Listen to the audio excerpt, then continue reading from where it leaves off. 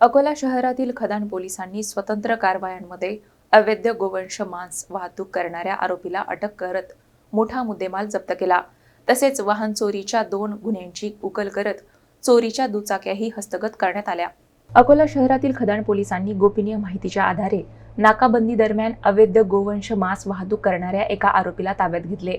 आरोपी शेख हारून शेख अब्दुल कुरेशी याच्याकडून सुमारे 45 किलो गोवंश मांस आणि वाहतुकीसाठी वापरण्यात आलेली ॲक्सेस मोपेड असा एकूण 2,03,500 रुपयांचा मुद्देमाल जप्त करण्यात आला.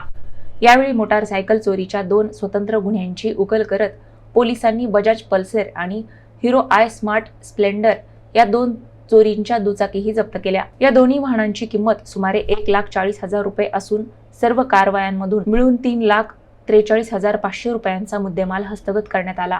ही कारवाई पोलीस अधीक्षक अर्चिक चांडक, अप्पर पोलीस अधीक्षक बी चंद्रकांत रेड्डी आणि उपविभागीय पोलीस अधिकारी सुदर्शन पाटील यांच्या मार्गदर्शनाखाली खदान पोलिसांनी केली.